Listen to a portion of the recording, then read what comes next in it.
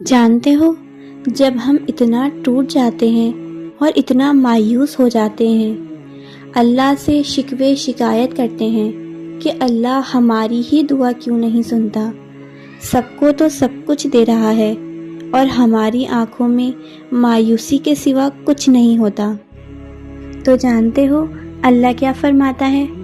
اللہ فرماتا ہے، تم مجھے ویسا ہی پاؤ گے جیسا میرا گمان کرو گے۔ یہ ہم سب سمجھتے نہیں۔ تم جانتے ہو کہ حضرت موسیٰ کے پیچھے فوج لگی ہوئی تھی، تب اللہ نے کیوں سمندر کو 2 حصوں میں بانٹ دیا؟ تم جانتے ہو کہ جب حضرت ابراہیم کو آگ میں جانے کا حکم دیا گیا تو کیوں اس نے آگ کو ٹھنڈا کر دیا؟ تم جانتے ہو کہ کیوں اس نے حضرت یوسف کو کنویں میں بھی پالا؟ کیا تم جانتے ہو کیوں اس نے حضرت ہاجرہ کو صحرا میں بھی زمزم دیا؟ کیوں حضرت یونس کو مچھلی کے پیٹ میں بھی محفوظ رکھا؟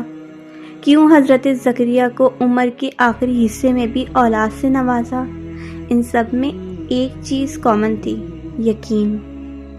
ان میں سے کسی نے بھی ہمت نہیں ہاری۔ انہوں نے یقین رکھا کہ خدا راستہ نکالے گا، اور دیکھو خدا نے راستہ نکالا۔ وہ سب اس پر یقین رکھ کر آگے بڑھتے رہے، اور دیکھو اس رب نے بھی انہیں مایوس نہیں کیا۔ اور توکل تو یہ ہے کہ راستہ نہ ہو اور تم کہو اللہ راستہ بنانے والا ہے، اور جب تم اس کا اچھا گمان رکھو گے تو یقیناً سب اچھا ہی پاؤ گے، اور پھر دیکھنا وہاں سے راہیں نکلیں گی جہاں تمہارا وہم و گمان بھی نہیں جا سکتا۔ سنو، وہ اللہ ہے، کسی بھی وقت معجزے بھیج سکتا ہے۔ مایوس وہ ہوتے ہیں جن کو رب پر یقین نہیں ہوتا، مایوس وہ ہوتے ہیں جن کا ایمان کمزور ہوتا ہے، مایوس وہ ہوتے ہیں جو ڈر جاتے ہیں دنیا سے۔ سنو، تم ایسے لوگوں میں شامل نہ ہونا۔ ہمیشہ اس بات کو یاد رکھنا، تمہاری مصیبتوں سے تمہارا رب بہت بڑا ہے۔ تم پریشان کیوں ہوتے ہو؟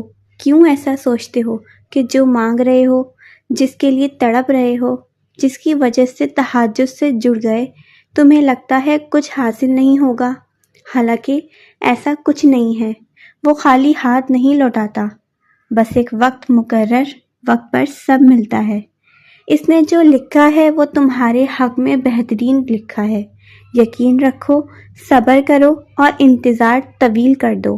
شکر کرو، وہ یقین نہیں توڑے گا، دل کا سکون بھی دے گا، دعا بھی قبول کرے گا۔ بار ایسا بھی ہوتا ہے کہ جب ہم جائے نماز پہ اللہ سے مانگنے کے لیے بیٹھتے ہیں تو نہ آنکھوں سے آنسو نکل پاتے ہیں اور نہ ہی زبان سے کوئی بھی دعا لفظوں کی شکل میں کہی جاتی ہے، بس عجیب سی کیفیت ہوتی ہے۔ دل تو تب چیخ چیخ کر کہہ رہا ہوتا ہے کہ یا اللہ، اب آپ کے کن کی ضرورت ہے، لیکن لب اس درد کو بیان کرنے سے قاصر ہوتے ہیں، اور پتہ ہے اس لمحے تمہاری اللہ سے نہیں، تمہارے دل کی اللہ سے گفتگو ہوتی ہے، اور جب ٹوٹا ہوا دل خود اللہ کی بارگاہ میں جا کر اپنی کرچیاں سمیٹنے کی فریاد کرتا ہے تو اللہ اس کے لیے اپنی مدد نہیں بھیجتا، بلکہ اللہ پھر وہ کرچیاں خود سمیٹتا ہے۔ اللہ تب وسیلہ نہیں بناتا اس کے لیے، بلکہ اللہ خود اس کا وسیلہ بن جاتا ہے۔ تمہاری یہ خاموشی اللہ کے ہاں بہت زور کا شور مچا دیتی ہے، اتنا زور کا آسمانی خلق اس چپ کی آواز سے چونک اٹھتی ہے۔ ساری خلق اللہ سے تمہارے حق میں دعا کرتی ہے اور فریاد کرتی ہے کہ یا اللہ، یہ جو درد سے تڑپ رہا ہے اسے شفا دے دے، اس کے لیے کن فرما دے۔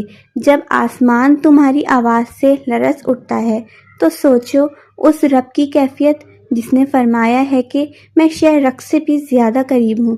سوچو تمہاری جس خاموشی کا شور عرش تک پہنچ سکتا ہے، اسے کیا تمہارے دل میں رہنے والا اللہ نہیں سنے گا؟ وہ سب سنتا ہے، وہ سب جانتا ہے، تب بھی جب تم کہتے نہیں تھے اور تب بھی جب تم کہنا نہیں چاہتے تھے۔